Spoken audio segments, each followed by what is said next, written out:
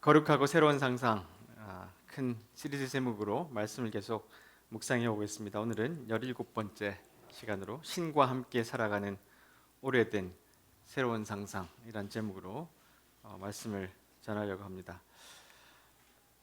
지난주에 저희들이 이제 사순절 시작하면서 예수님이 예루살렘으로 입성하시는 장면들 묵상했습니다. 그리고 예수님께서 그날 이제 아마 예루살렘으로 들어가신 것은 오후셨던 것 같아요. 성전을 쭉 둘러보시고 난 다음에 베다니로 가셔서 하룻밤을 주무셨어요. 그리고 난 다음에 이제 월요일 날 예수님이 성전으로 다시 들어오시는데 큰 사고가 납니다. 이 사고 때문에 예수님이 십자가에 죽으시는 아주 직접적인 큰 사건이 일어나는데, 오늘 말씀 읽으실 때 여러분 또 들으셨던 것처럼 예수님께서 성전을 청소하는 사건이 이 월요일 날 일어납니다. 그런데 많은 사람들이 생각할 때 그냥 거룩하고 아주 하나님을 예배하는 그런 기도하는 집에서 장사를 하니까 예수님께서 그것을 청소하셨다, 이렇게 많이 생각하고 계실 수 있는데, 사실은 이 사건은 어마어마하게 깊은 또 중요한 교훈들을 내포하고 있습니다. 그래서 또 오늘 함께 말씀을 묵상할 텐데, 지난주도 그런 피드백을 좀 받았습니다.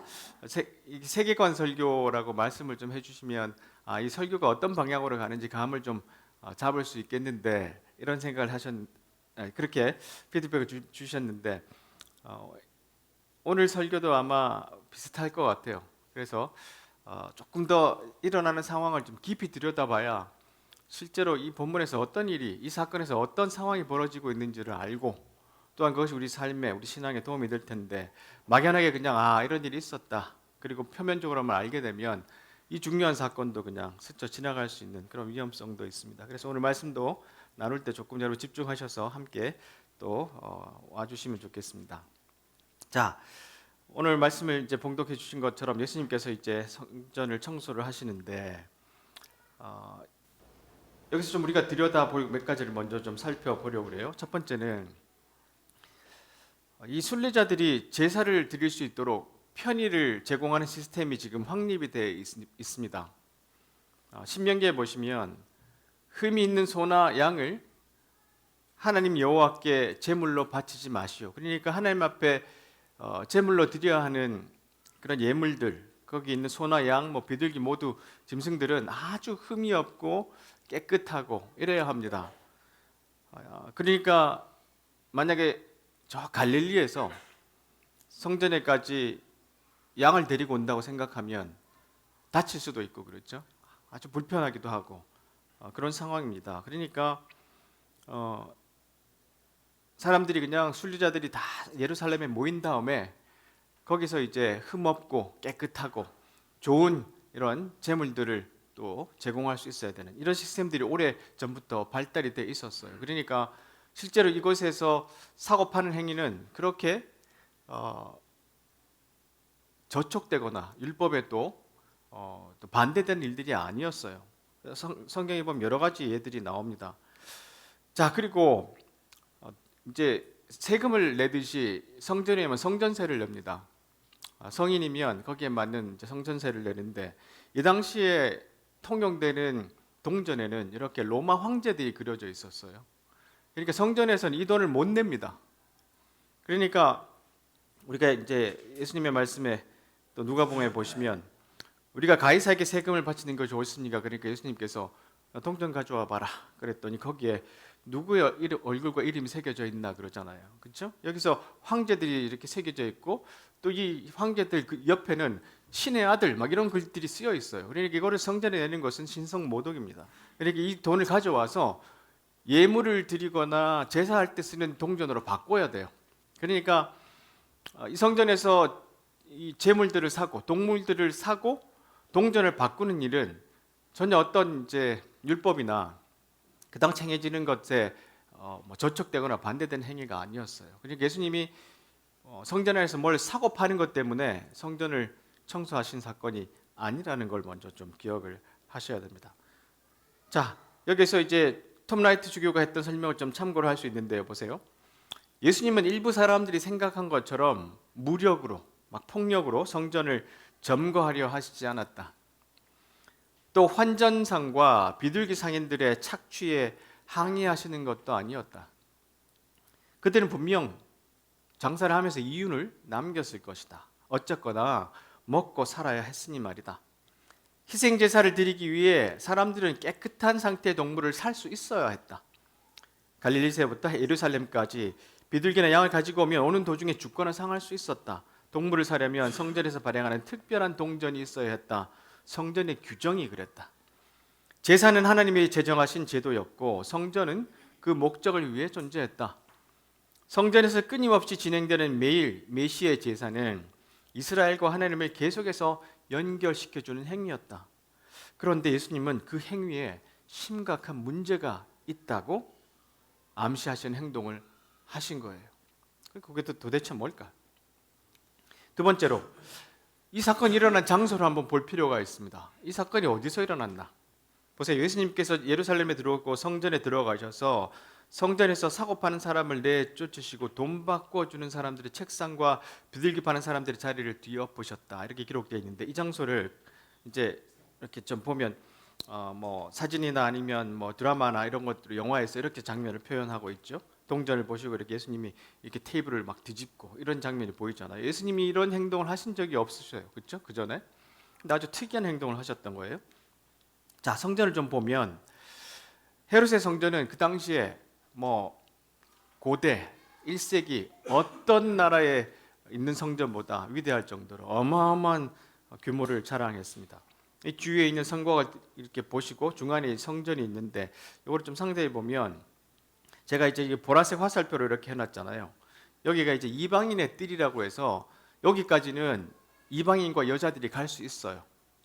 그리고 여기 주황색으로 이렇게 중간에 이렇게 낮은 담이 있고 그 안에 성소가 있잖아요. 여기는 아주 특별한 유대인들만 들어갈 수 있어요. 그러니까 문 앞에 이렇게 각 그 문마다 문지기들이 서가지고 여기까지는 들어올 수 있어요. 아, 여기는 당신은 돼요. 당신은 안 돼요. 그 끝까지 들어가면 이제 대제사장만 들어가게 돼 있는 이런 시스템이에요. 근데 지금 성전 이 이방인의 뜰에서 사고 팔거든요. 그러니까 예수님이 여기서 지금 테이블을 엎으셨단 말이에요. 그러니까 이 주황색 담 뒤에 성전 안뜰에 있는 사람들은 신경도 안 써요. 거기서 무슨 일이 벌어지든지. 예수님이 거기서 뭘 하셨든지 뒤집어 엎고 하셔도 잘 들리지도 않아요. 그리고 만약에 여기 큰 문제가 됐으면 성전 경비대들, 성전 경찰들이 당장 제지했을 거예요. 근데 아무 일도 일어나지 않았어요. 도대체 왜 이랬을까? 왜 이런 큰 문제로 발전했을까? 좀 더 뒤에서 살펴보기로 하겠습니다. 자, 헤롯 성전의 크기가 축구장에 몇 견가? 챗GPT에게 물어봤어요. 자, 그러니까 피파 기준으로 국제 경기장 표준. 지용이가 있으면 잘할 것 같은데, 그죠? 크긴 대략 7,140제곱미터. 계산 과정: 헤롯 성전은 14,000제곱미터인데 축구장 한 개 면적으로 나누면 한 20개 정도 됩니다. 그러니까 헤롯의 성전이 축구장 20개 정도예요. 그러니까 조금 전에 보셨던 것처럼 여기 성전 바깥들에 있는 이방인의 뜰에서 이 판을 뒤집고 예수님이 막 쫓아내도 저 안에서는 들리지도 않고 신경도 안 써요. 여기서 판매되는 이 짐승들의 수가 10만을 초과할 정도로 어마어마한 양들이었다 그래요. 그러니까 그 괴성 소리, 짐승들의 소리 얼마나 대단했겠어요. 자, 이런 상황에서 예수님이 이 좌판을 엎고 동전하는 사람, 비둘기 파는 사람들을 정지시키고 이런 일을 하셨단 말이죠. 그러니까 실제로는 시스템이 그렇게 되어 있었기 때문에 사고 파는 일 때문에 예수님이 그러셨던 것도 아니고 이 성전 바깥에서 일어난 일들 때문에 이 이방인의 뜰에서 안에 있는 사람들은 신경도 안 쓸 정도로 사실 이 사건은 주목하지 않아도 될 사건인데 예수님을 죽여야 될 정도로 큰 사건으로 발전했어요. 자, 그걸 알아보려면 예수님께서 어떤 말씀, 어떤 단어를 사용하셨는지를 보셔야 돼요. 마가복음에 보시면 성경에 이렇게 쓰여져 있다. 나의 집은 모든 민족이 기도하는 집이다. 이건 이사야의 말씀 인용하셨고요. 그 다음에 너희는 강도의 소굴로 바꿨다. 이렇게 말씀하셨어요. 이건 예레미야의 말씀을 인용하셨는데요. 이 말씀을 하고 나니까 보세요. 대제사장들과 율법학자들이 이 소식을 듣고 뭐라고요? 예수님을 죽일 방법을 찾기 시작했어요. 그러니까 했던 장소도 문제가 아니고 그 뒤집어 엎었던 그 사건도 문제가 아니라 예수님이 하신 말씀, 사용한 이 단어 때문에 이 대제사장들과 율법학자들이 죽여야 된다, 이런 이제 합의가 일어나기 시작했던 겁니다. 자, 이 강도의 소굴의 의미를 이제 그래서 자세히 살펴볼 필요가 있는데, 강도는 그냥 우리가 생각하는 막 칼로 이렇게 돈 뺏고 하는 강도의 수준이 아니에요. 이게 헬라어로는요, 여기서 쓰여진 본문에는 레스테스라고 이렇게 쓰여지는 단어인데, 이거는 단순한 절도가 아니고 폭력을 사용하는데, 어디에 쓰여졌냐면 예수님이 못 박히셨을 때 양쪽에 있었던 사람들 있죠. 그 사람들을 말할 때 이 강도라는 단어, 레스테스라는 말이 쓰여졌고요. 바라바, 예수님을 풀어줄까요? 바라바를 풀어줄까요? 했을 때 바라바를 풀어달라고 했던 그 바라바, 강도 만난 점 비유에서도 이 단어가 쓰입니다. 자, 이 단어가 굉장히 중요한데요, 조금 더 살펴보면, 자, 예레미야 7장 11절과 이제 마가복음 11장 17절에서 이 강도라는 말이 쓰여지는데, 이게 원래 의미는 노상강도, 산적, 반역자 또는 제도적인 통제에 대한 어떤 형태의 무장저항, 이런 이제 단어예요. 근데 이 단어가 대규모의 강도 행위를 의미할 수 있는데, 왜냐하면 이것이 통상적인 법과 질서에 대한 조직적인 거부였어요. 그러니까 이 강도라는 말은 나중에 어떻게 이제 이 사람들이 했냐면 조직을 만들어 가지고 법과 질서에 대항하는 사람들. 근데 어떤 법과 질서?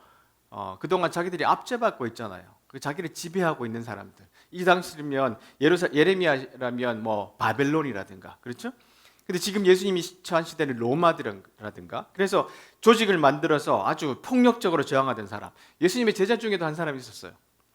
열심당원, 맞습니다. 열심당원들. 자, 로마 제국의 통제하에 있었던 사람들은 어떤 유대인들에게 있어서 이 폭도, 강도들은 자유를 위한 투쟁을 의미할 수도 있었는데, 자 보세요. 로마인들은 그것을 폭동으로 간주했고, 이것은 십자가로 죽여야 되는 범죄였어요. 자, 이런 식으로 쓰여지는 이 단어가 갖고 있는 복합적인 의미가 있습니다. 자, 그리고 조금 더 보시면 예수님이 사고 팔고 환전하는 행위를 자체를 반대하신 것이 아니고, 너희는 도둑의 소굴, 강도의 소굴로 만들어 놓았다고 했는데, 이 도둑은 바로 이렇게 반대하는, 로마를 반대하는 혁명가들도 있었어요.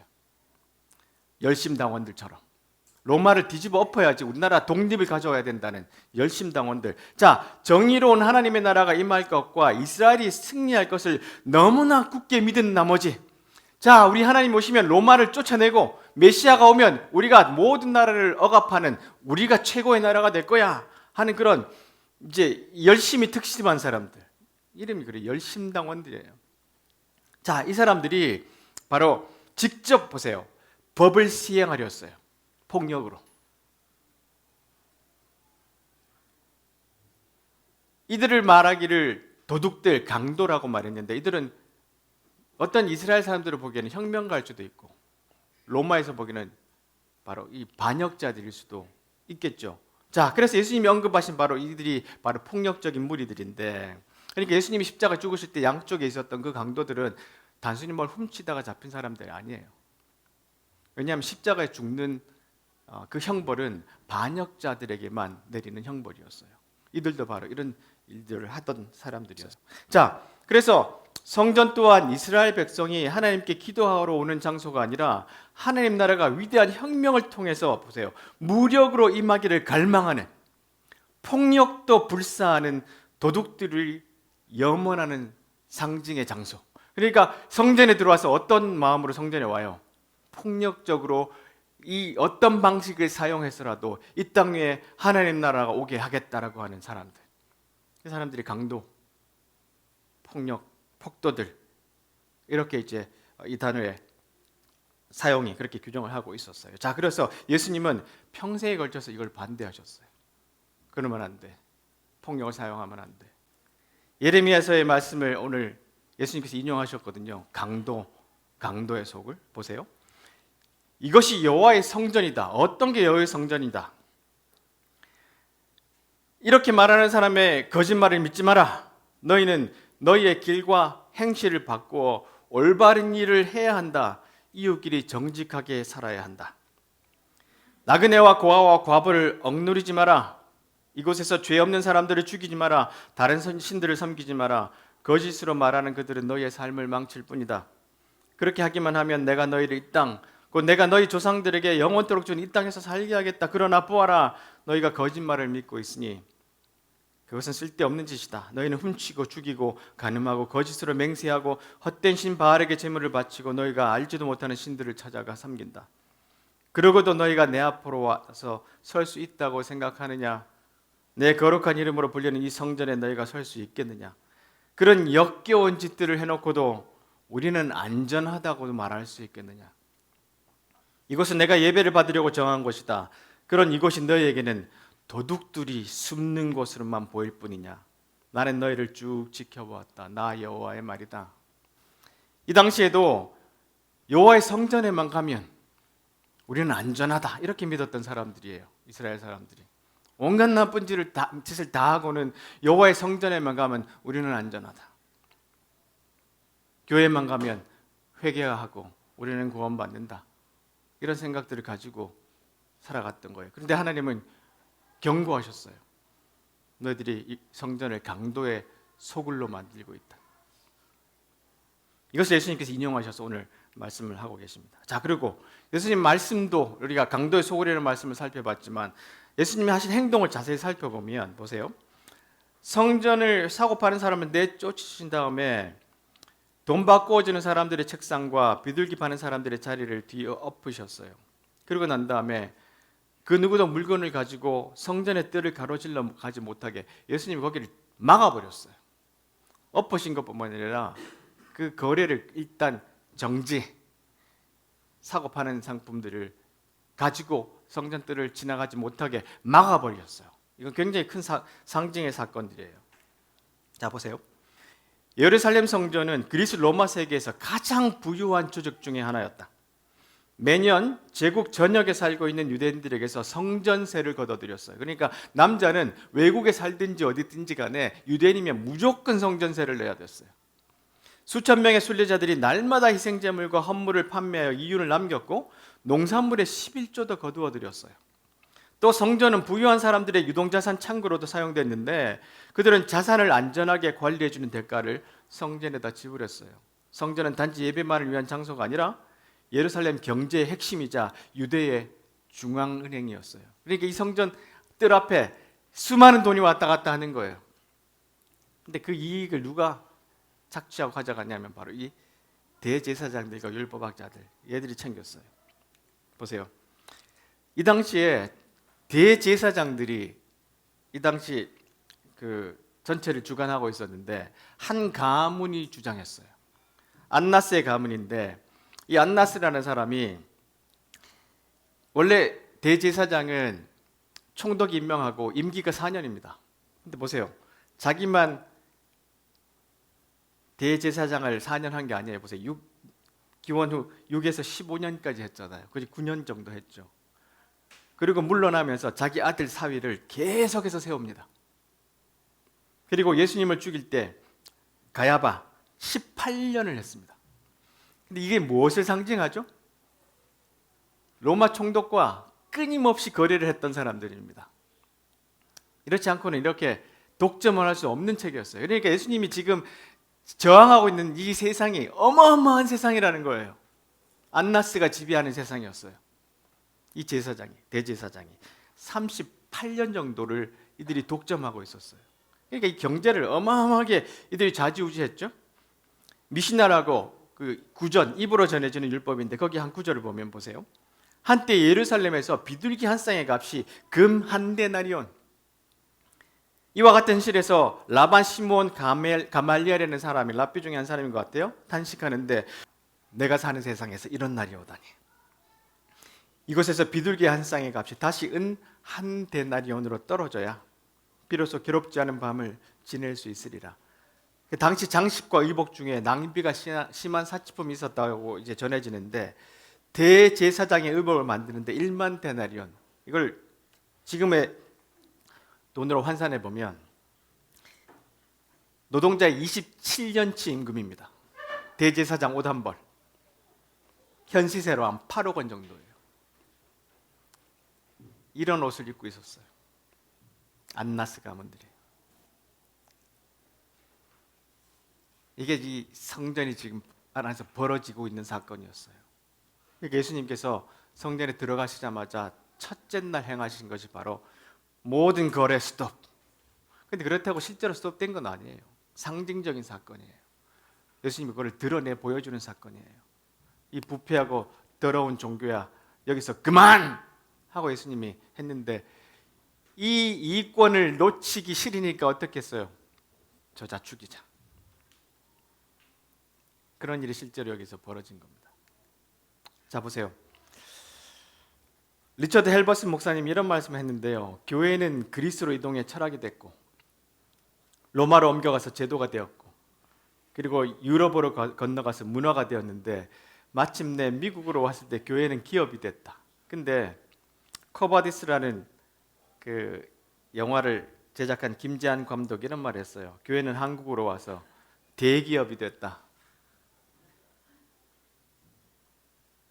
지금 대기업입니다. 여러분, 전광훈 교회가 하는 거 뉴스를 보셨어요? 알뜰폰, 무슨 카드 수수료, 무슨 가입. 뒤에서는요, 딸이 사장이 돼서 어마어마한 돈을 긁어갑니다. 서울로 올라오는 버스 안에서, 시위하러 오는 버스 안에서 60만 원짜리 건강상품을 팔아요.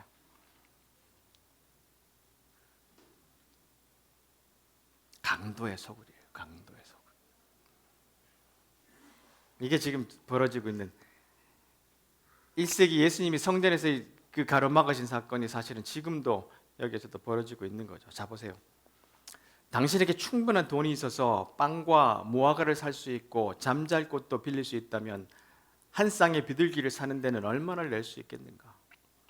성전 귀족들에게 가장 많은 것을 빼앗긴 사람들은 유대인 자신이었다.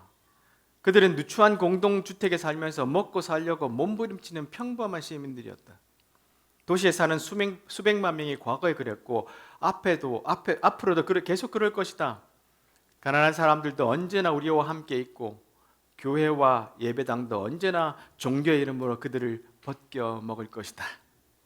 제가 이거 인용할까 말까 망설였어요. 이래서 우리 교회가 성장 안 하는구나, 그런 생각. 가난한 사람들도 언제나 우리와 함께 있고 교회와 예배당도 언제나 종교의 이름으로 그들을 벗겨 먹을 것이다. 이게 실제로 벌어지고 있는 사건이었고 지금도 그래요. 그때 예수님은 돈 바꾸는 사람이나 비둘기 파는 사람들을 공격한 것이 아니에요. 제도 배후에 있는 사람, 안나스,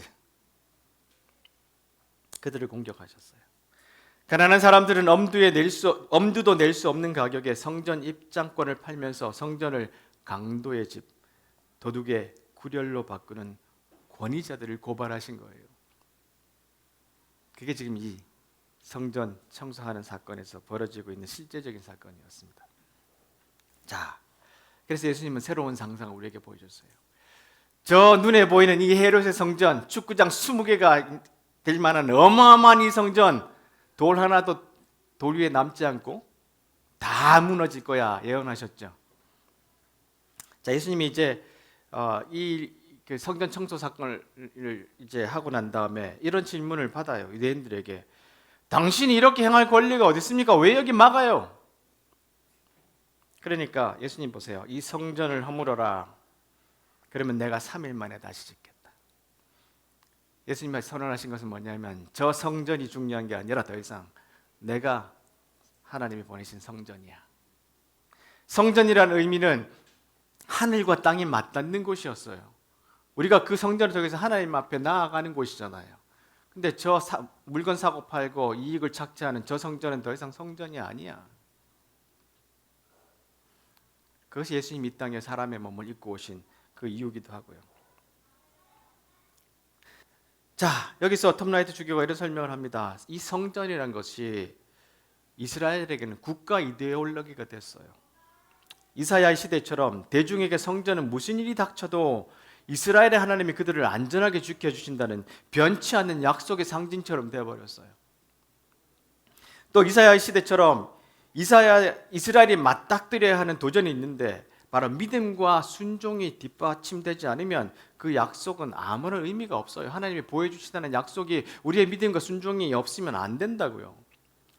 그래서 성전은 바로 저주로 바뀌어요. 거룩하신 하나님과 맺은 언약을 벗어나면 불순종은 단지 축복의 걸림돌에 불과하지 않고 당신을 소위 원점으로 되돌려 놓고 불순종은 심판을 불러요. 하나님과 그분의 목적을 거부하는 백성들을 슬퍼하시는 하나님은 그들 위해 심판을 쏟는데 70년 AD 70년에 로마가 와서 진짜 이 이스라엘을 예루살렘을 완전히 파괴해 버립니다. 예수님이 그렇게 경고하셨는데도 듣지 않았어요. 열심당원들이 폭도들이 더 커져갔죠. 오늘도 마찬가지입니다. 교회라는 것이 우리를 보여주지 않아요. 불순종하면 오히려 이것이 우리의 재앙이 됩니다.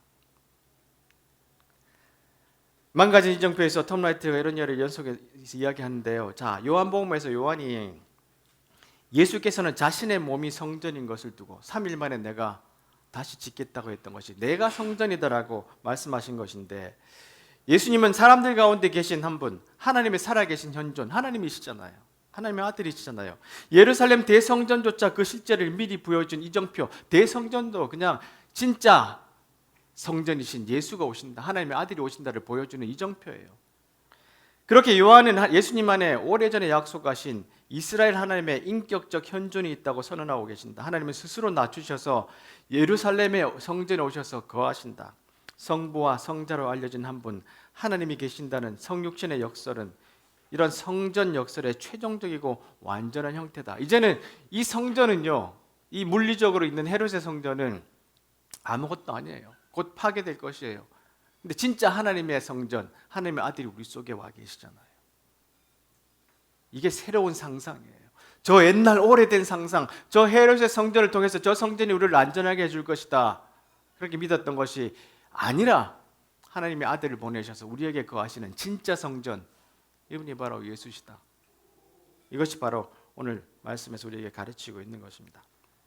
히브리서에 보시면 여러분 잘 아시는 것처럼 예수님께서 우리를 위해 열어놓으신 새로운 길, 그분이 자신의 몸인 휘장을 찢어 생명의 길로 열어놓으신 것. 예수님께서 십자가에 죽으시니까 어떤 일이 벌어졌다 그랬죠? 그 성소에 있던 휘장이 위로부터 두 쪽으로 찢어졌다고 성경에 기록되어 있잖아요. 새로운 길이 열렸다는 거예요. 예수님 앞으로 나아가는 길. 더 이상 그 짐승을 들고 성전에 나아가는 그 길이 아니라 바로 우리 하나님이신 그 아들로 오신 성육신하신 예수님을 통해서 우리가 하늘과 땅이 맞닿는 그곳으로 나아간다는 거예요. 그래서 예수님의 새로운 상상, 하나님의 새로운 상상이었어요. 우리에게는 하나님의 집을 다스리는 위대한 대제사장 예수 그리스도가 계신데, 그러니 진실한 마음과 확실한 믿음을 가지고 하나님과 가까이 나아갑시다. 우리는 죄책감에서 깨끗해지고 자유로워졌으며 맑은 물로 몸이 씻겨졌습니다.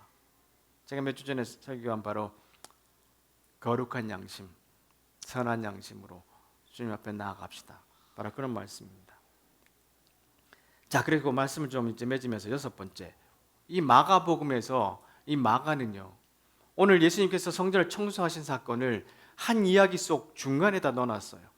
이게 마가가 즐겨 사용하는 방식인데요, 어디에 넣어놨나 하면 바로 무화과 사건에다가, 그 사이에다가 성전 청소하는 사건을 넣어놨어요. 굉장히 큰 의미가 있는데요, 보세요.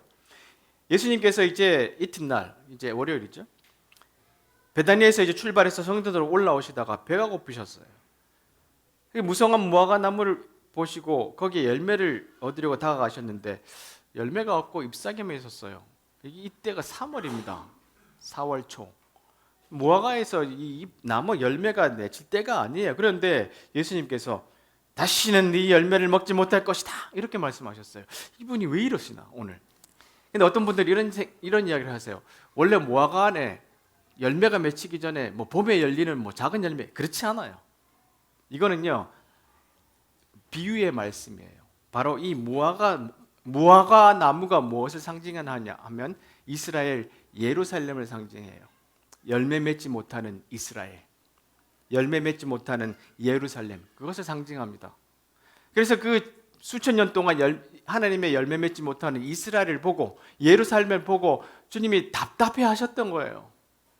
예수님이 실제로 배가 고파서 뭐를 따먹으시려고 하셨던 것이 아니라 이 비유는 예루살렘으로 가시면서 그 예루살렘에 있는 열매 맺지 못하는 사람들을 보고 안타까워하셨다는 거예요. 그 성전의 모습을 보고. 그리고 난 다음에 그 성전 사건이 끝나고 돌아오시면서 제자들이 이야기합니다. 보세요, 저주하셨던 무화과가 말라버렸습니다. 이 뜻이 뭐냐면 바로 예루살렘 이야기를 하는 거예요. 이 사이에 성전의 청소 사건을 끼워 넣어놨어요. 누가복음에 보시면 보세요. 예수님께서 이 성전 청소를 하시러 오시다가 41절에 뭐라고 기록되어 있어요? 예루살렘에 가까이 오셔서 그 도시를 바라보시고 눈물을 흘리셨다 이렇게 되어 있어요. 이게 바로 무화과 나무를 보시는 그 마음하고 똑같은 마음이에요. 왜 열매를 맺지 못하나 이 예루살렘이, 이런 하나님의 성전이 있는 이 장소가. 오늘 내가 평화의 길을 알았더라면 좋았을 텐데 그러나 지금은 이것이 너에게 감춰져 있다. 내 원수들이 너를 향해 흙덩이를 쌓고 너를 에워싸고 사방으로 포위할 때가 올 것이다. 이게 AD 70년에 실제로 로마가 이렇게 했습니다. 그리고 너를 짓밟고 너와 함께한 내 자녀들도 짓밟을 것이다. 또한 돌 위에 다른 돌 하나라도 남기지 않게 할 것이다. 이는 하나님께서 찾아온 때를 내가 깨닫지 못했기 때문이다. 이게 누가가 예수님이 성전 청소하러 가시기 바로 직전에 일어난 일을 누가는 이렇게 기록했어요. 그 도시를 보고 눈물을 흘리셨어요. 예루살렘을 보고 성전을 보고. 아모스에 보시면 이런 말씀이 있습니다. 나는 너희의 절기, 너희의 예배를 미워한다. 너희의 종교 모임이 역겹기만 하다. 너희가 태워드리는 번제물과 곡식제물을 내게 바쳐도 나는 받지 않겠다. 화목제물로 좋은 것을 바쳐도 나는 거들떠 보지 않겠다. 너희의 노래를 멈춰라. 나는 너희의 비파 소리도 듣지 않겠다. 오직 정의를 강물처럼 흐르게 하고 의의 강이 마르지 않게 하여라.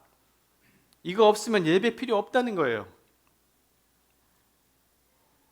예루살렘 성전을 이렇게 착취하는 곳으로 만들어 놓고 수많은 번제를 태워봐야 주님 그 예배 안 받는다는 거예요. 그래서 예수님이 스탑! 그만!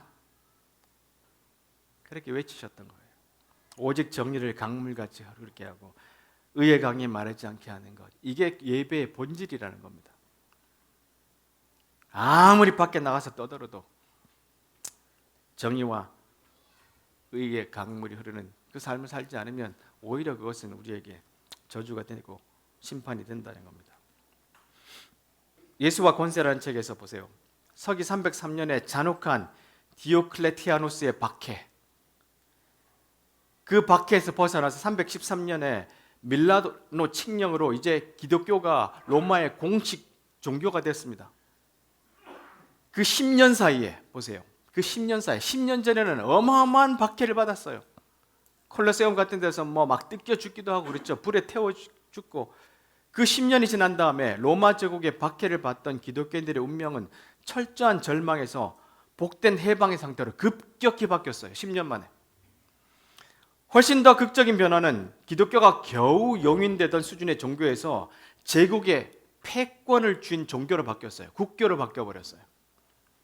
예수를 따르던 사람들은 자신이 더 이상 순교자가 아니라 제국의 목사가 되는 이 새로운 상황에서 어떻게 살아갔을까?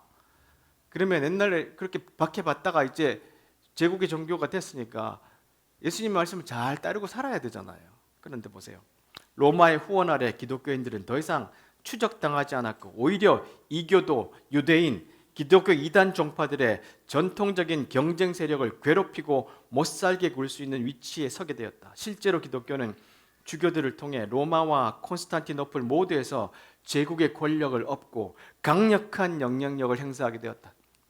최악의 경우 교회는 제국의 도구가 되어 제국이 항상 그래왔던 정복과 노예와 착취를 계속하는 군인 황제들의 칙령에 그리스도의 휘장을 바치기까지 했다.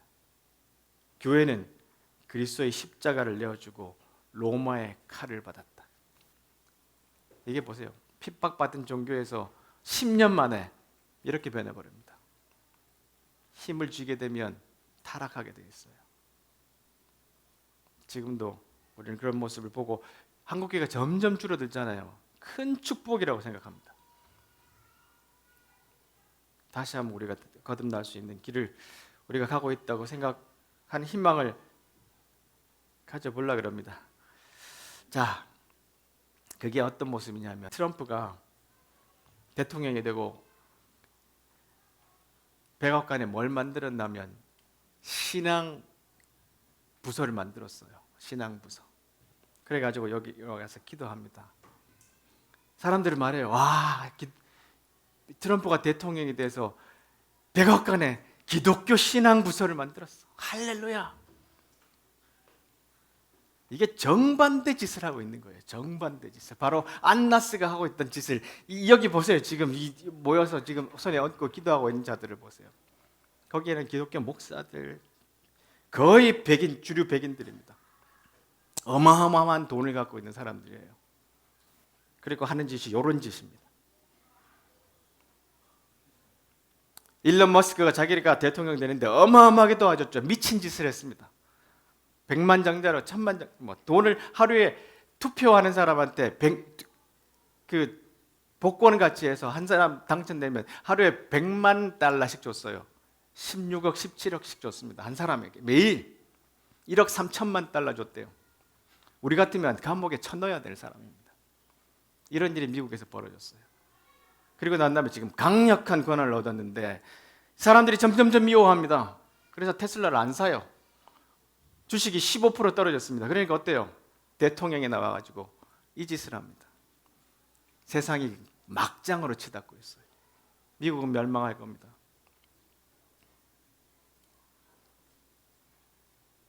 이게 바로 강도의 소굴을 만들었어요. 강도의 소굴. 정치도 강도의 소굴이 됐는데 기독교인들이에요. 실제로는 아니겠죠. 진짜 기독교인들. 이게 우리 세상에서 벌어지고 있는 사건입니다. 사순절에 들어가면서 우리가 실제로 예수님이 성전을 청소하신 사건, 이것이 우리에게 지금 이 세상에도 벌어지고 있다는 것.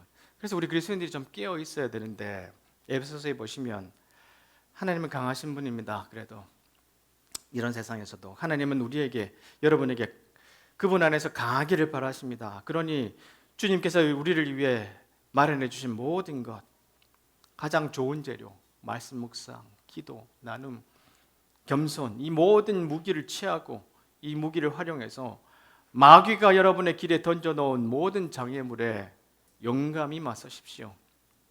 이 싸움은 잠깐 출전해서 쉽게 이기고 금세 잊고 마는 한나절의 운동 경기가 아닙니다. 2000년 전에 그랬던 게 아직까지 계속 그래요. 더 벌어집니다. 이 싸움은 지구전, 곧 마귀와 그 수하들을 상대로 끝까지 싸우는, 사느냐 죽느냐의 싸움입니다. 이게 지금 오늘 성전 안에서 벌어졌던 사건이고, 이것이 우리가 지금 살아가고 있는 21세기에 벌어지고 있는 사건입니다. 그래서 사순을 지나면서 우리가 조금 더 깨어있고 무엇을 위해서 어떤 삶을 살아가고 예수님께서 십자가에 죽으셨는지 다시 한번 우리 삶을 좀 돌아보고 세상을 돌아보고 내가 할 수 있는 일이라면 조금 더 행할 수 있는 우리 삶이 되기를 간절히 바랍니다. 기도하겠습니다.